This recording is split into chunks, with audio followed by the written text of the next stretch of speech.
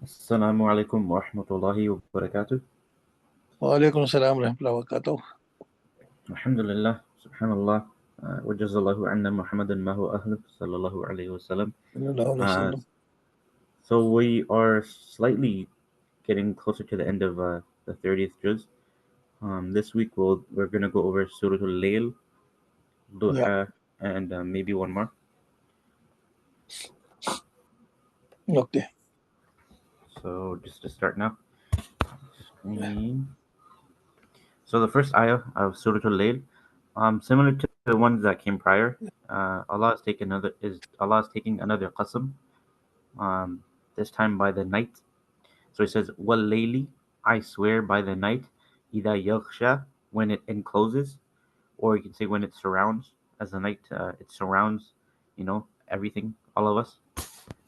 It encapsulates, the world around us. Second ayat now is, "Wan nahari ida tajalla." So the first ayat he was swearing by the night.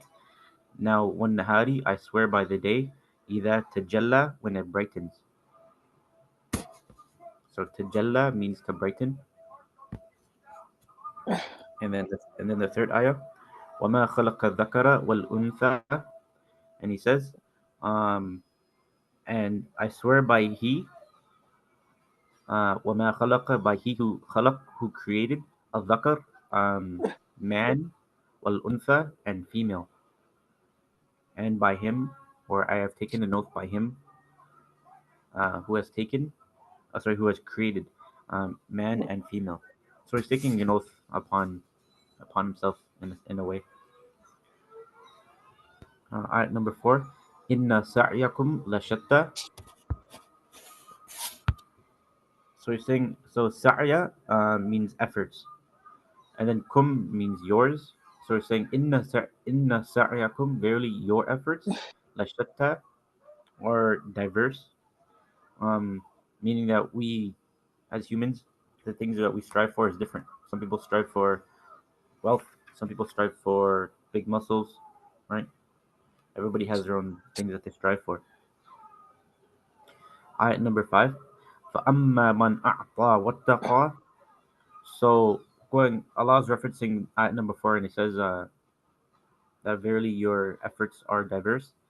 So now He's saying, فَأَمَّا, as for he, in brackets, whose efforts, man a'ta, is that he gives, wattaqa, and he is a muttaqi, and he fears Allah. Alright, so it's in brackets now. So as for he, فَأَمَّا man, so as for he, who man here means who, a'ta, he who gives, like he spends his wealth, or just gives his time, right, his effort to things. Giving doesn't have to necessarily be money, because sometimes people don't have money to give. Wattaqa, and he remains fearing. Wasaddaqa bil husna. Ayat number 6. Wasaddaqa bil husna. And so wasaddaqa means to consider. Bil husna. So he says, and he who considers husn, goodness, to be true. So saddaqa means to agree or confirm that something is true, right? So you're accepting a certain notion. So we're saying, and that he considers goodness to be true. So these are all um, quoting back ayat number 5, sorry, ayat number 4, the one who's striving, right? So he's striving to say that, yeah, that goodness is true. And the next ayah, fasanu fasanu fasanu fasanu yassiruhu lil yusra. Um, then so the fa means so, uh, and then the scene, so it's multiple letters, and then the scene means soon, and then nu yassiru means that we will you say give ease, and then the ha at the end is a pronoun meaning him. So we will soon grant him ease, lil yusra, on top of ease, meaning that we're going to make the things that he's striving for easy for him, or open up the doors, make the path easy for him, right? Ayat number 8. وَأَمَّا مَنْ بَخِلَ وَاسْتَغْنَى. It's actually man, but because of the ba, it's the meme comes. وَأَمَّا مَنْ بَخِلَ وَاسْتَغْنَى. So it says وَأَمَّا, and as for man, he who, bakhila is stingy, wastaghna, and he remains you could say indifferent, but wastaghna means that he a person who tries to enrich himself, where he says that he is capable, like I can handle it on my own, right? So he's stingy, and he tells himself and tells people, he's like, oh, I don't need help by Allah, I can manage it all on my own, in an arrogant way, really, though, because there's nothing wrong with working for yourself. So now the script is flipped. So the first half of those couple ayats were people who were striving for good things. Now Allah is talking about people that are striving for bad things. وَكَذَّبَ بِالْحُسْنَى, and he says that goodness is false, or he not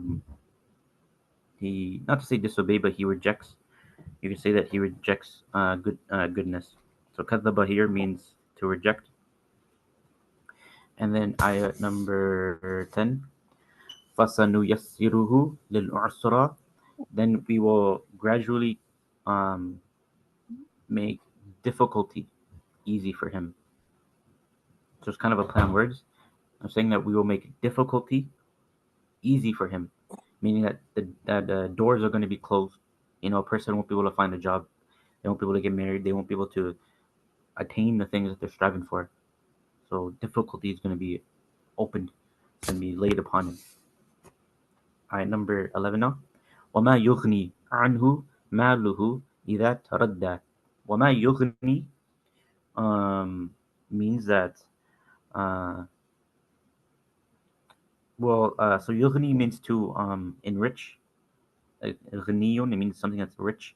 So it's saying that وَمَا يُغْنِي عَنْهُ مَالُهُ. I'm going to separate it. So مَالُهُ means his wealth, and now it's saying that his wealth will not enrich him, or will not avail him, help him, support him, right? So then the next half of it, إِذَا تَرَدَّى, means when he falls, or you could say he falls into a pit. So it's basically referring to the Judgment Day, that, or even sometimes here on earth too. Many times, for example, money can't take away death, right? Like no matter if Jeff Bezos paid billions and billions of dollars, you can't pay your way out of cancer, right? You can get chemo and different things, but there's no ultimate cure to death and other illnesses. So saying when those things come, your wealth won't avail you in any way. And then similarly on Judgment Day, when we eventually all pass away, wealth is not going to help us then either. Right, number 12. Inna alayna lal huda. So inna alayna here means upon us, or you could say our responsibility. Allah's talking about himself. He's talking about himself. So he's saying that, and then huda here means guidance. So he's saying verily, guidance is our responsibility.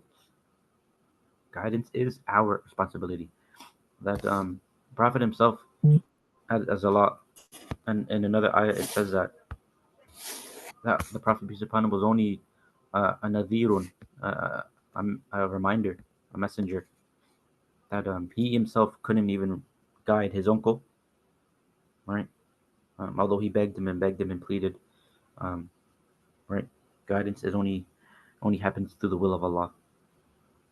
Ayat number 13.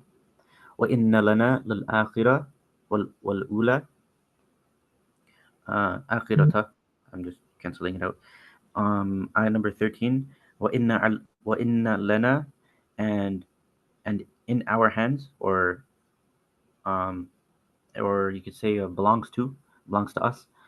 لَلْآخِرَةَ, the afterlife, wal ula, and the first world, meaning the worldly life. They're saying they both belong to Allah. Al akhirah, the afterlife, and ula, the first life, the worldly life, both belong to Allah Ta'ala. فَأَنذَرْتُكُمْ نَارًا تَلَظَّى. Translation here for ayah number 14 is that فَأَنذَرْتُكُمْ, and so I have warned you. Kum meaning you, plural, and then anzartu means I have brings it into like a singular pronoun, like me, I. So I have warned you. Naran taladha, about, so naran just means fire, and then taladha means raging. So he's saying I've surely warned you of a raging fire. Ayah number 15. La yuslaha illa al-ashqa. Um, so yusla means to fall, or you could say even thrown. Then ha means it, referring to the hell, judgment day. Sorry, Jahannam, hellfire. Illa al-ashqa. So none shall fall into it, illa, except al-ashqa, the extremely wretched person.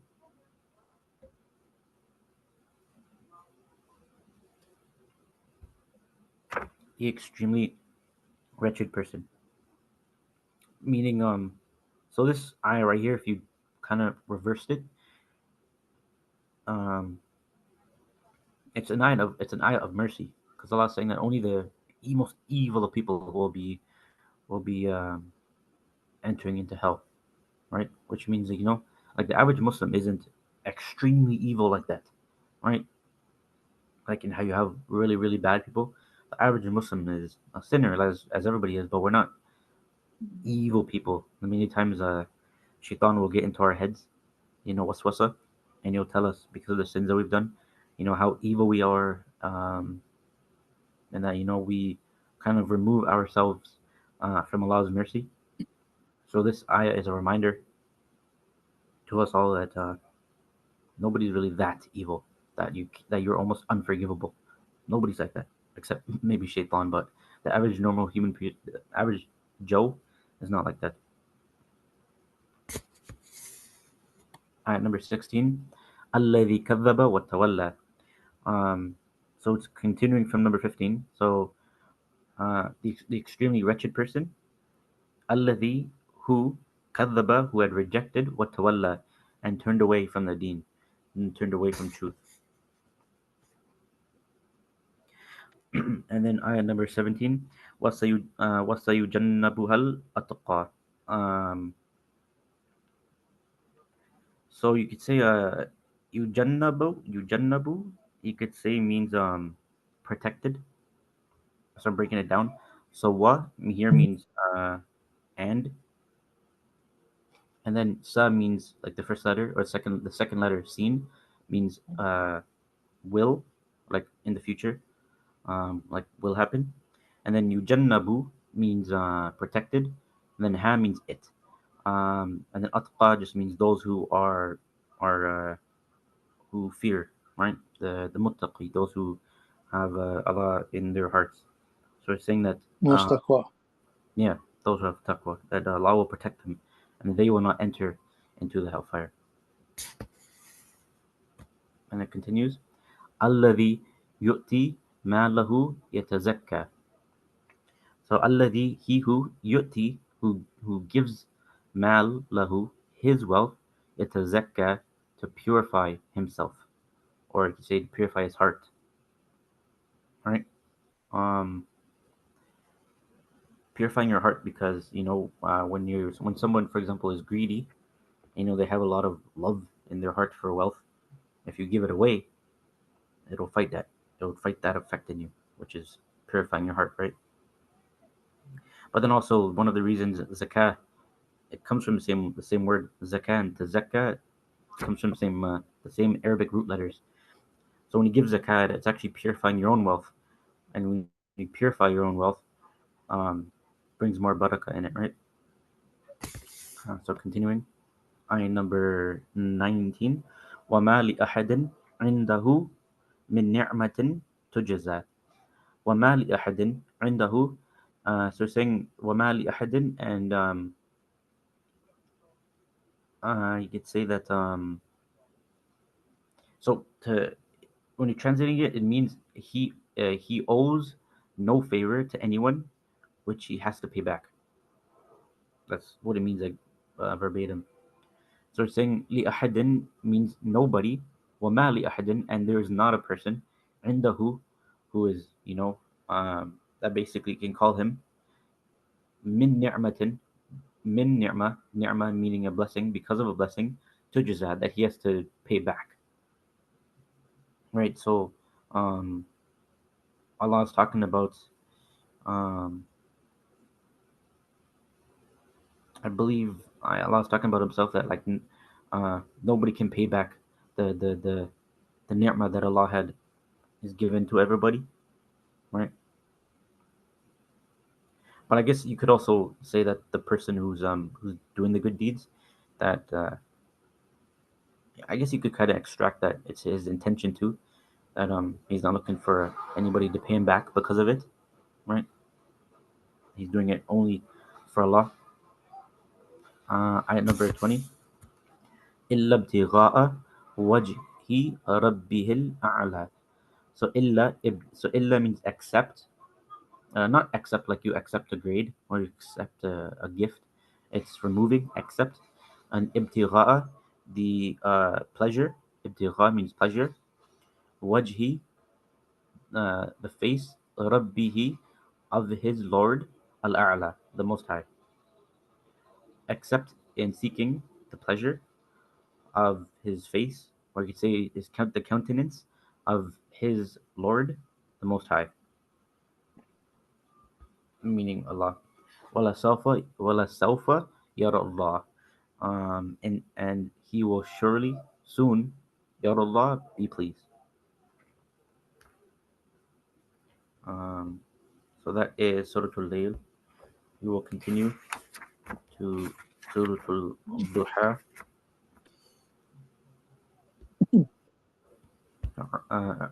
أعوذ بالله من الشيطان الرجيم بسم الله الرحمن الرحيم. Seems like I forgot it earlier. So one quick note. A lot of people do mention how this surah specifically is a surah that's meant to give us Muslims hope, right? And it's meant to be almost a stress reliever, right? It's meant to be a stress reliever. So whenever we are kind of down, depressed, going through life, we can reflect on this ayah and its meaning. So cool. So the first ayah, wal-duha, Allah's taken another oath. Duha means the rising sunlight or the early morning sunlight. It's a little after Fajr, which is also why we have that one Nawafil Sunnah prayer after Fajr, but it's like right before noon, called Duha. Or I think it's also called the Ishraq. It's like another synonym for it. So the rising sunlight. Ayat number 2, also taking an oath. Wal layli, and by the night. Ida saja, and by the night when it covers.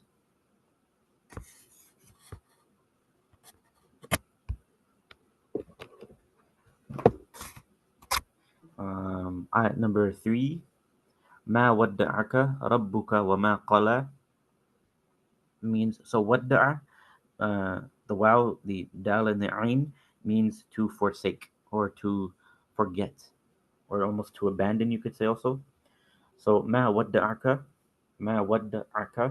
that your Lord, rabbuka, your Lord, ma wadda'aka, did not forsake you, did not forget you, did not abandon you.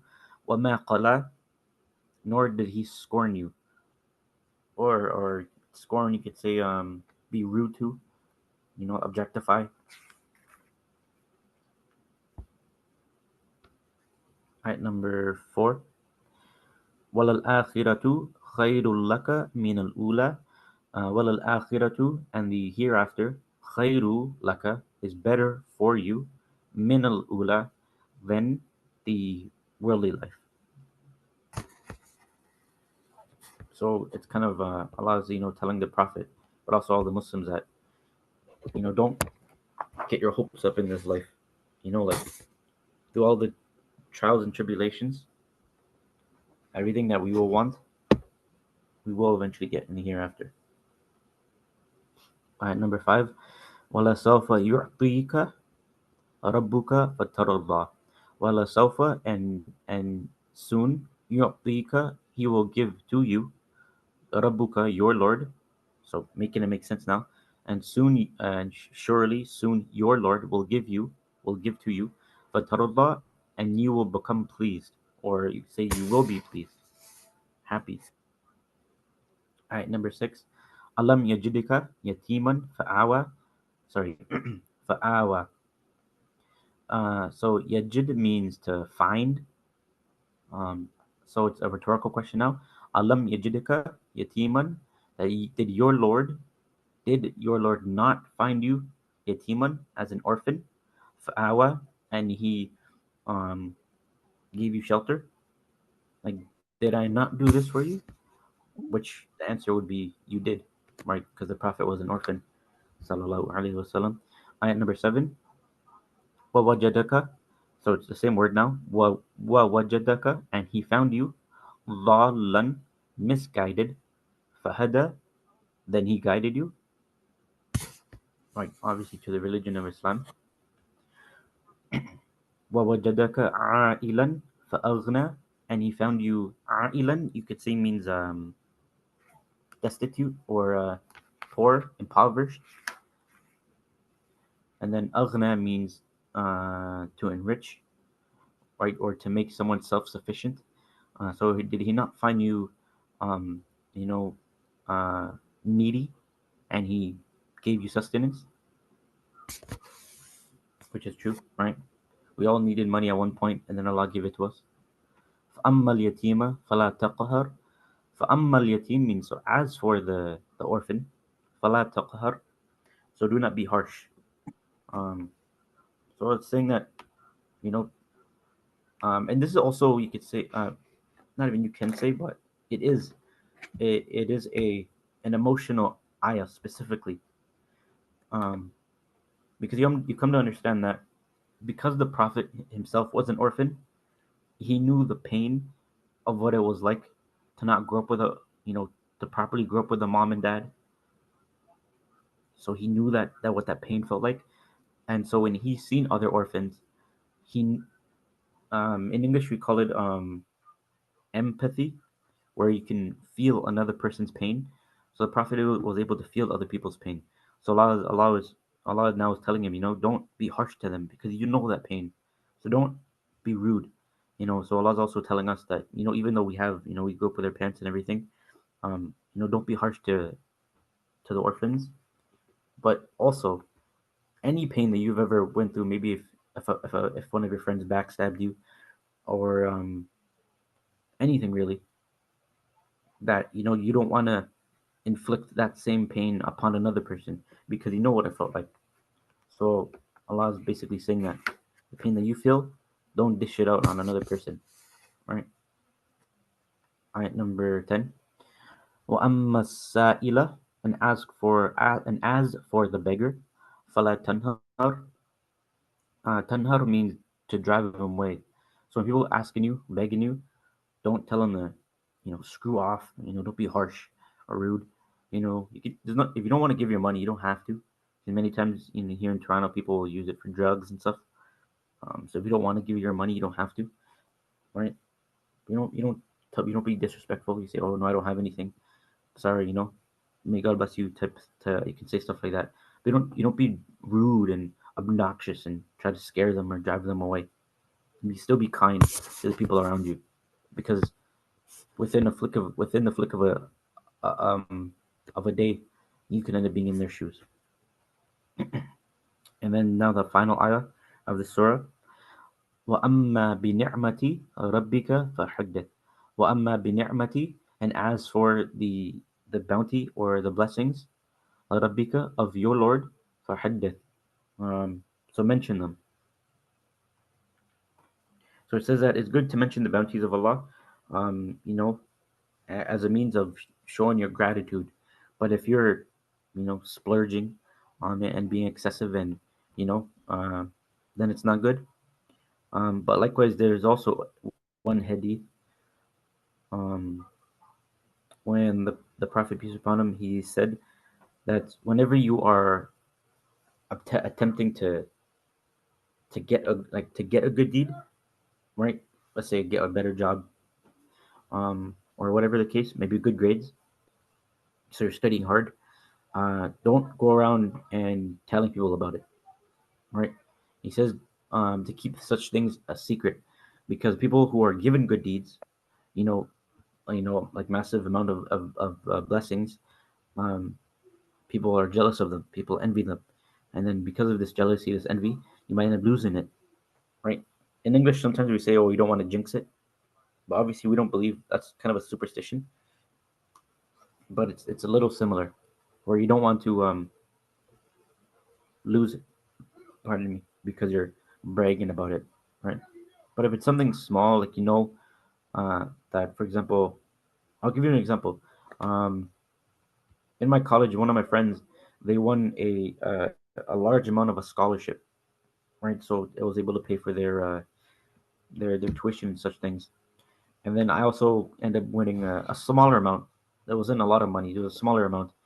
But I knew that they knew the feeling of winning a scholarship. So I told them, I'm like, "Oh, you won, and I also won something," and we kind of enjoyed that celebration together. But I didn't tell my other friends who I knew did not win something, because then I would have been bragging, right? Like, hey, I'm getting all this kind of free money, I'm rubbing it in, and now I'm rubbing it in their faces. That would have been bragging, right? So that type of stuff you don't do. But if you know someone is not gonna be jealous towards you, is not gonna envy you, or you know that they have a similar um, blessing, then you can talk about it. فحدث, you can talk about it and enjoy the bliss of that good blessing, the ni'mah that you're getting.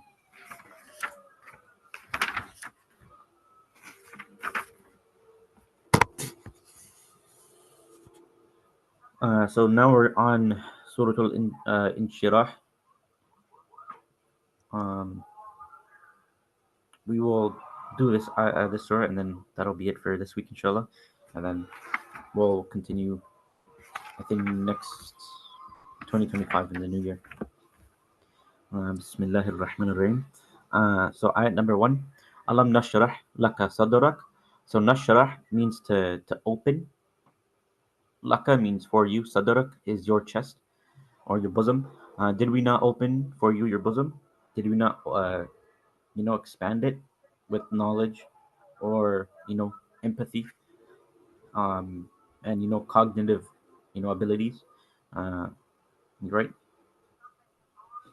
Um, let's talk about asking the Prophet now a rhetorical question. Ayat number 2. وَوَضَعْنَا عَنْكَ وِزْرَكَ. وَوَضَعْنَا means so removed, and then anka means from you, wizrak, your burden. Did we not remove from you your burden? Your burden. Ayat number 3. الذي أنقض ظهرك. الذي, the burden which, brackets and burden, you're connecting it back to the previous ayah. أنقض, which had weighed, down, ظهرك, your back. So we could we in English we say that also sometimes. Sometimes we feel as though the world is on our shoulders. We feel like we carry the world on our shoulders. It's not literal. Um, it's a metaphor, just meaning that you have a lot of things on your back, a lot of things on your shoulder, and it just feels very heavy. So when that thing is uplifted, it's a huge relief, a huge it's a huge relief. So Allah is saying that, did we not remove um, the thing that weighed down, the world on your shoulders? Did we not remove it? Ayat number 4. وَرَفَعْنَا لَكَ ذِكْرَكَ, and we elevated. وَرَفَعْنَا, and we elevated laka for you, dhikrak, your mention, your fame. Um, so one thing that's also kind of cool is that when Allah here is now saying that, and we elevated your fame, whenever you hear Allah, you hear of the Prophet. And almost all the times when you hear of the Prophet, you hear of Allah. So obviously, they are not the same entity whatsoever. The Prophet, although he was a Prophet, sallallahu alaihi wasallam, he was a normal human being. So we Muslims don't do what Christians do with Jesus, Isa alayhi salam, where they made him God. We don't do that with the Prophet. Our belief is that he's a normal human being, and Allah is obviously, you know, the a God, and the only God. Um, Yet when Allah is mentioned, the Prophet's right there with him, side by side almost. That is how um, high his mention was, that Allah had raised him to be.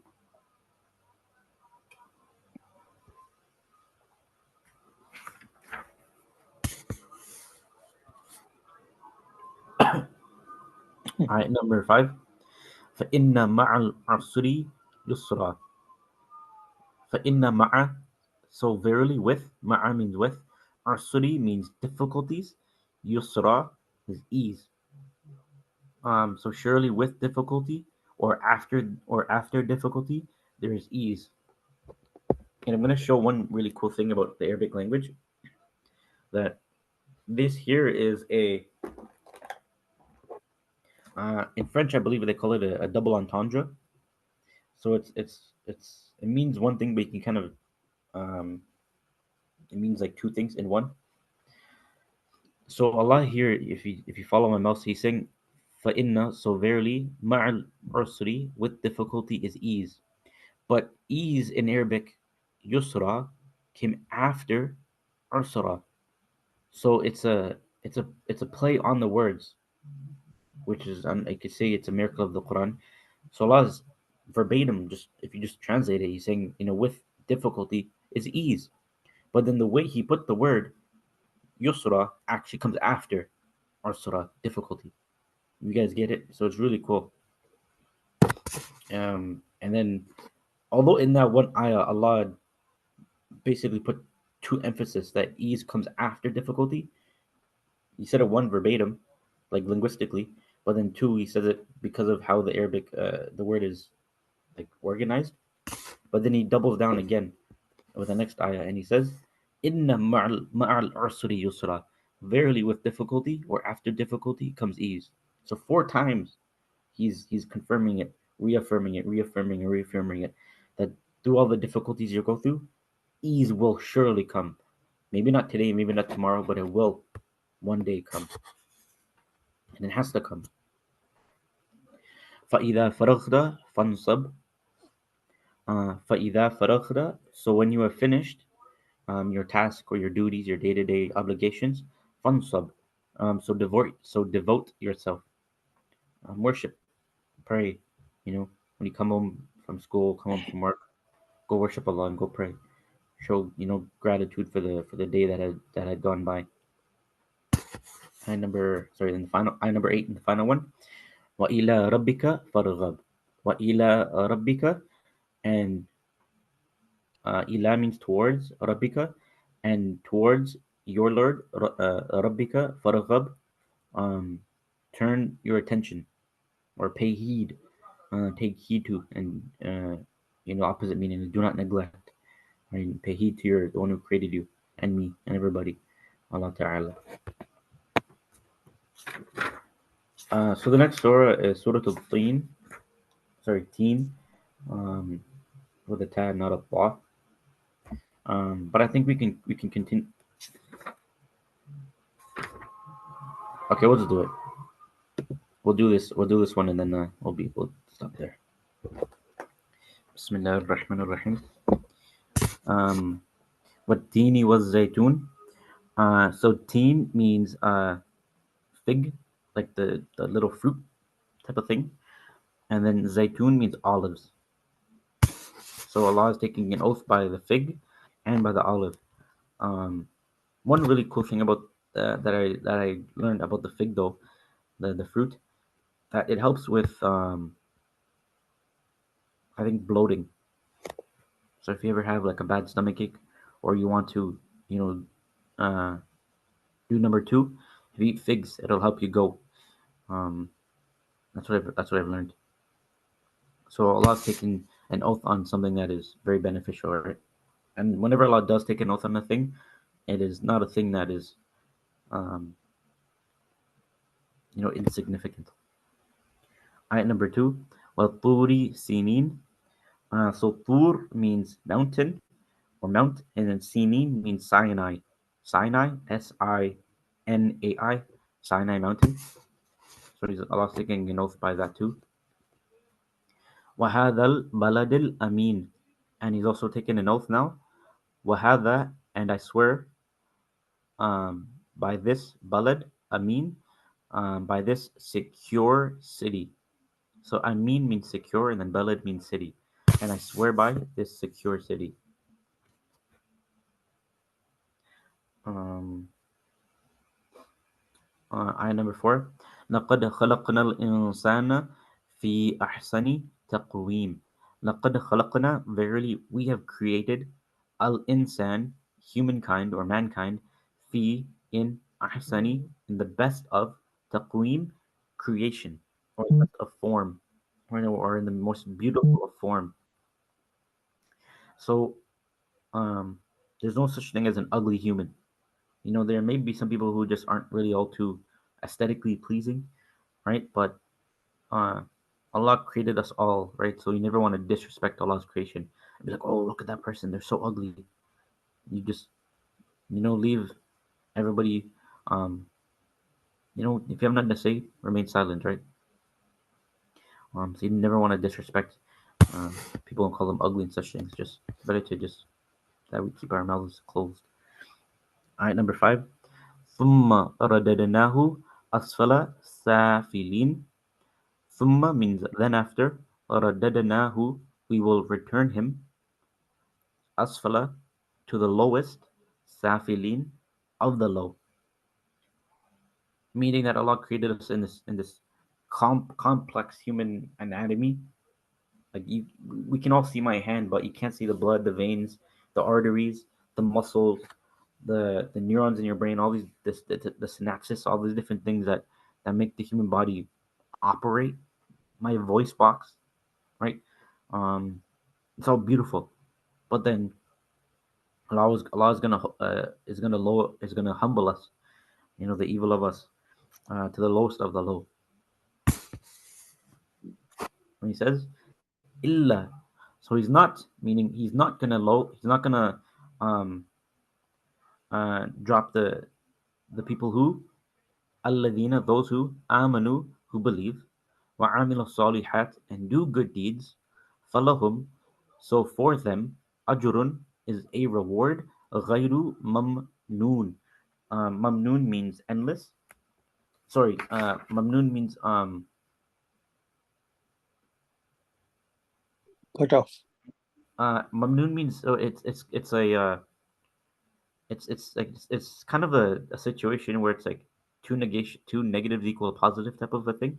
So mamnoon, I believe, means something that ends, but then ghayru mamnoon would mean something that does not end, right? So it's kind of just how the Arabic is.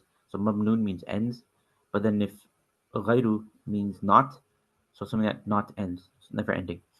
Um, so those people who, just to kind of go back for a moment, so those people who believe and who those people who do good deeds, that they will have an unending reward, and they will not be dropped to asfala safilin, to the lowest of the low. Ayat number 7. فما يكذبك بعد بالدين.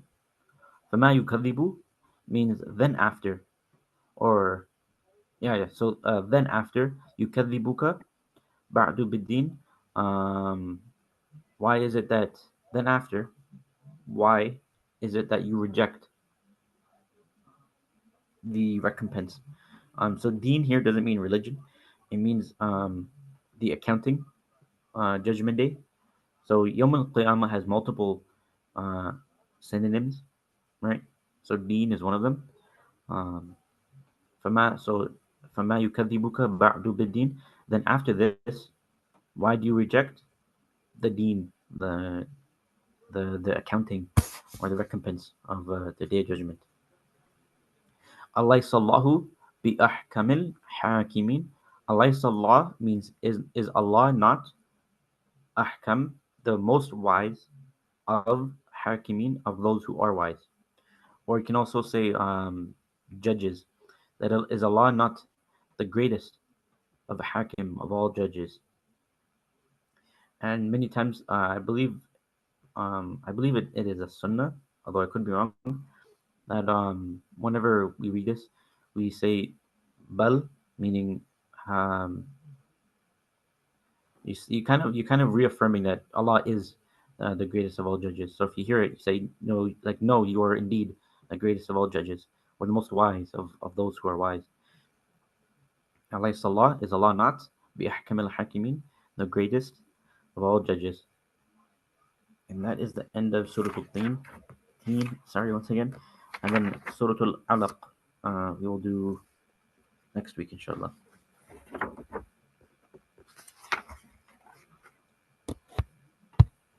You guys have any questions or anything? Or is it okay? Okay.